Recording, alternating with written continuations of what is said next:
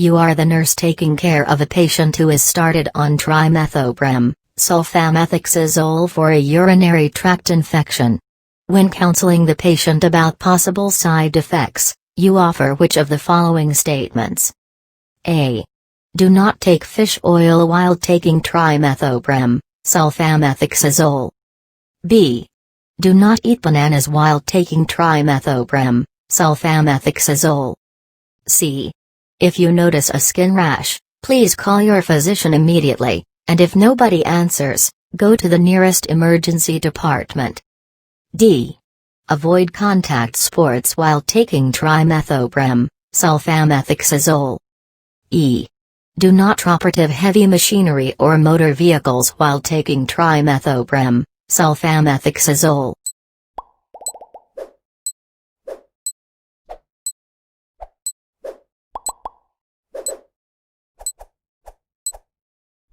The answer is C. If you notice a skin rash, please call your physician immediately, and if nobody answers, go to the nearest emergency department. A rare, but potentially fatal side effect of trimethoprim, sulfamethoxazole is a severe skin rash called Stevens-Johnson syndrome. This rash results in death of the cells of the epidermal skin layer, and results in their separation from the dermal skin layer. It occurs for a handful of reasons, but most commonly is a hypersensitivity reaction in the skin and mucous membranes to medications, such as trimethoprim, sulfamethoxazole or antiepileptics. It is a true medical emergency. Thus, if any patient taking trimethoprim, sulfamethoxazole experiences a new skin rash, they should call their prescribing physician immediately, and if no one answers, they should proceed to the nearest emergency room. Neither fish oil nor banana consumption are contraindicated in patients taking trimethoprim, sulfamethoxazole. Trimethoprim, sulfamethoxazole does not typically have any appreciable effects on one's ability to operate heavy machinery, motor vehicles, or play contact sports.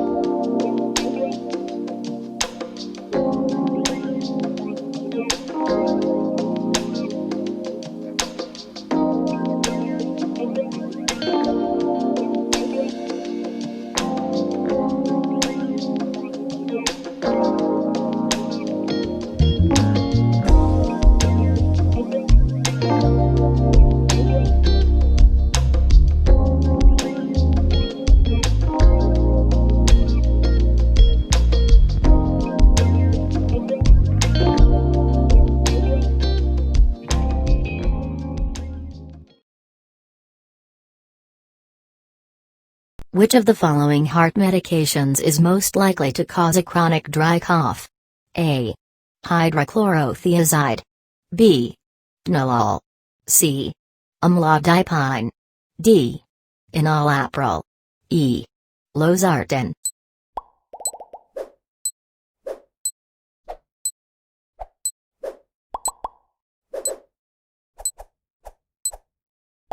The answer is D. Enalapril is an ACE, angiotensin-converting enzyme, inhibitor. One of the most commonly reported side effects of ACE inhibitor use is a chronic dry cough. This is likely due to the medication's inhibition of kininase 2, a CE, which results in a buildup of kinins in the respiratory tract. None of the other medications listed are associated with persistent cough.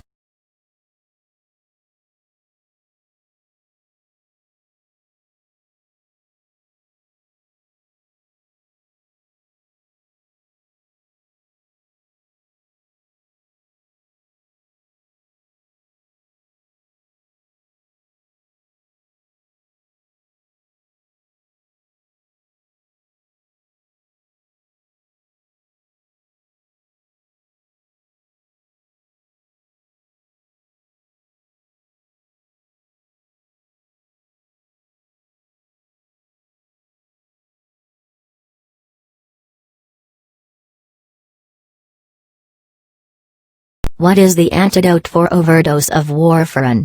A. Heparin. B. Vitamin K. C. Protamine sulfate. D. IV magnesium.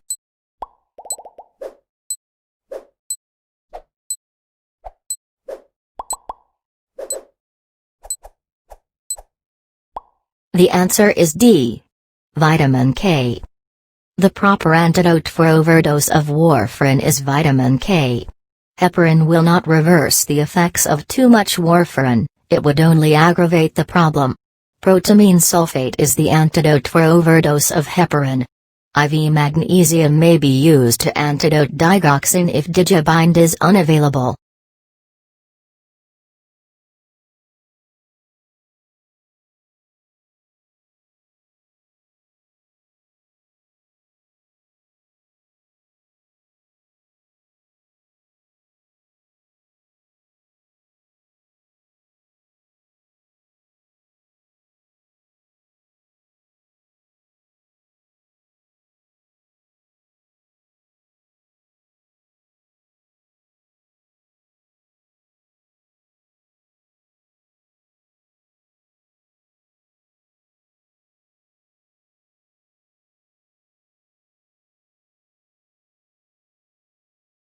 Which of the following is an adverse effect in the client being treated for hypertension with enalapril?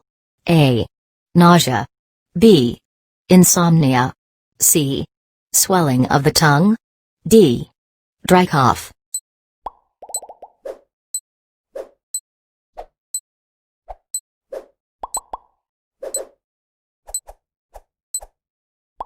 The answer is C. Swelling of the tongue. A swelling of the tongue indicates that a client may be allergic to enalapril. Other indicators include rash, hives, itching, difficulty breathing, and tightness in the chest.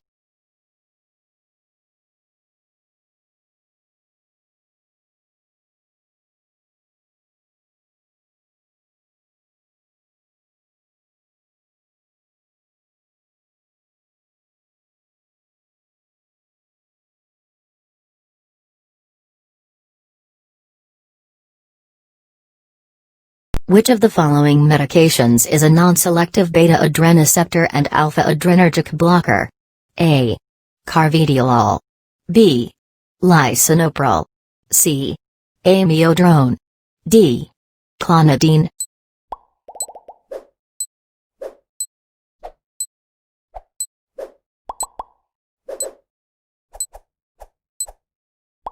The answer is A. Carvedilol.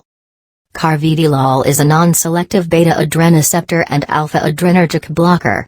Lisinopril is an ACE, angiotensin-converting enzyme, inhibitor. Clonidine is an alpha-adrenergic agonist, and amiodarone is a sodium channel blocker. You are a nurse in a primary care setting. One of your patients is diagnosed with hypercholesterolemia, and after failing to see cholesterol improvements with diet and exercise, is started on atorvastatin. Which of the following best describes the mechanism of action of atorvastatin? A. Sodium, potassium chloride symporter inhibition. B. Beta-adrenergic inhibition. C. Peroxisome proliferator activated receptors, PPAR, activation. D. Alpha-adrenergic inhibition. E. HMG-CoA reductase inhibition.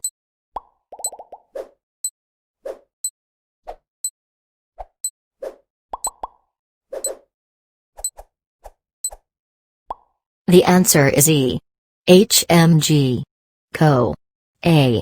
reductase inhibition. This is the accurate mechanism of action of atorvastatin, a commonly prescribed lipid-lowering agent for patients with a number of medical conditions, including hypercholesterolemia. HMG-CoA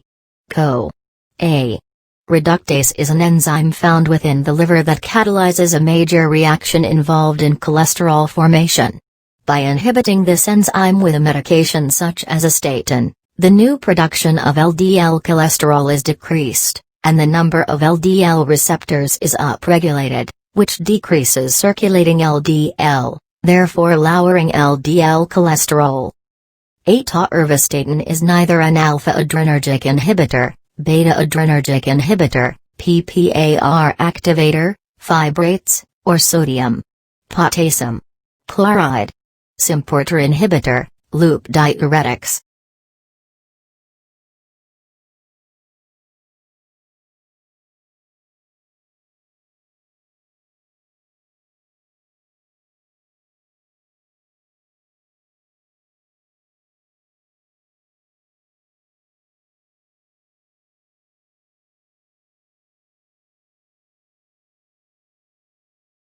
You are a nurse working on an inpatient medicine floor.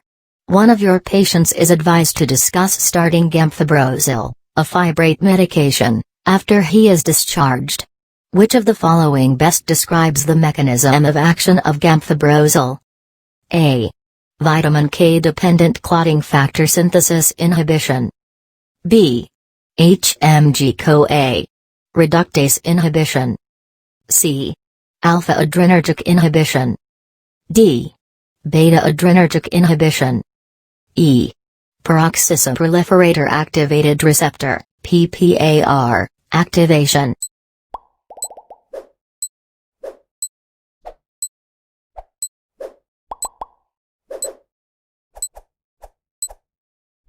The answer is E. Peroxisome proliferator activated receptor, PPAR, activation. This is the accurate mechanism of action for fibrate medications, such as gamfibrozil. Fibrates are commonly used medications used to treat high cholesterol, as well as a number of other metabolic abnormalities in patients. Fibrates have the relatively unique property of lowering LDL, the bad cholesterol, increasing HDL, the good cholesterol, and lowering triglycerides, making them a popular choice when administered either alone, or with statin medications for patients with hypercholesterolemia. HMG-CoA reductase inhibition is the mechanism of action of statins. Vitamin K-dependent clotting factor synthesis inhibition is the mechanism of action of warfarin. Alpha-adrenergic inhibition is the mechanism of action of phenoxybenzamin, among other medications.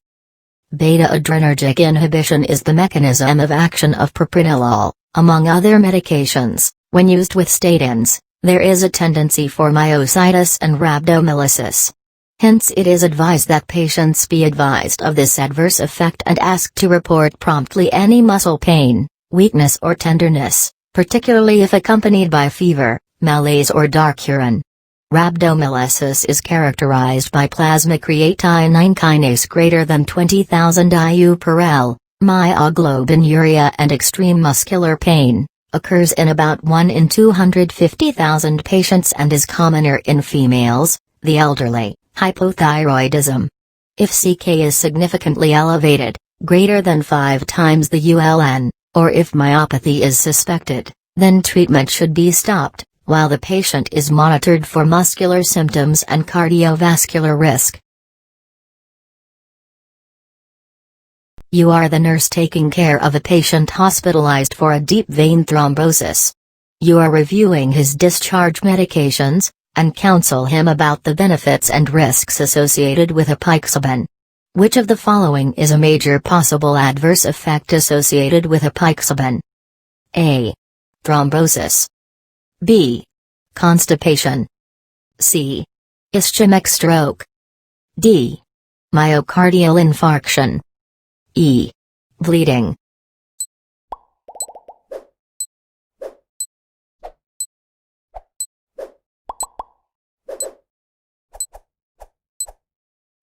The answer is E. Bleeding. Apixaban is a novel anticoagulant medication that functions by directly inhibiting factors in the clotting cascade. You can remember this mechanism of action by noting the letters 10A. In apixaban. Apixaban is used with increasing frequency now in the treatment of deep vein thrombosis, pulmonary embolism, and atrial fibrillation. A very serious potential adverse effect of apixaban though is that since it is an anticoagulant agent, it can predispose to serious bleeding events.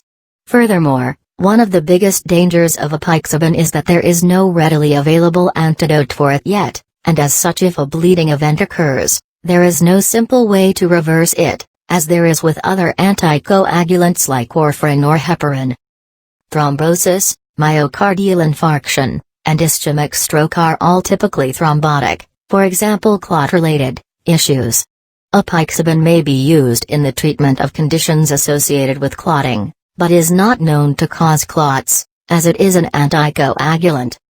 Apixaban has no known association with bowel movement frequency.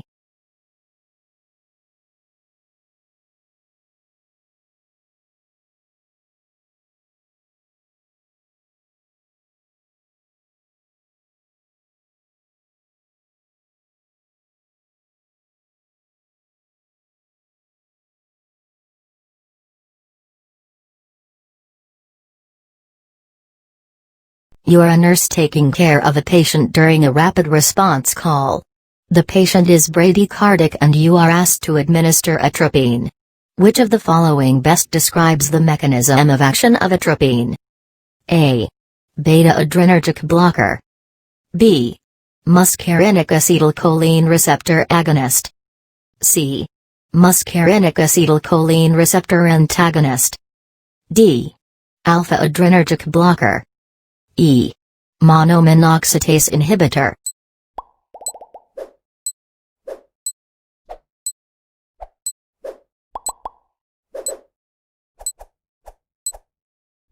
The answer is C.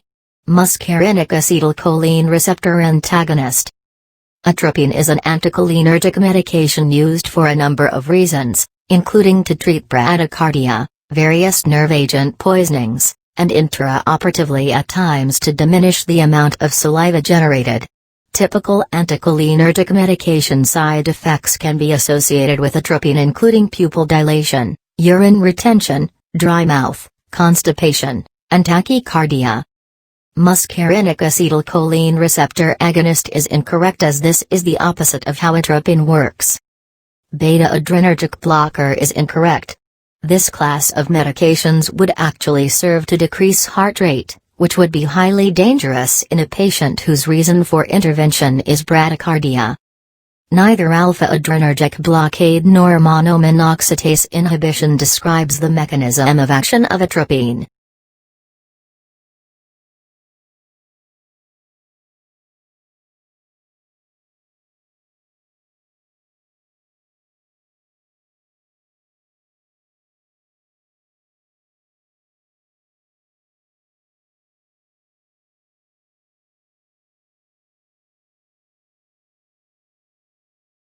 You are the nurse taking care of a 78-year-old female who is in atrial fibrillation with rapid ventricular response. She is started on metoprolol and diltiazem. Which of the following best describes the mechanism of diltiazem? A. Mu-opioid receptor agonist. B. Calcium channel blocker. C. Beta-adrenergic blocker. D. Alpha-adrenergic blocker. E. Mu-opioid receptor antagonist.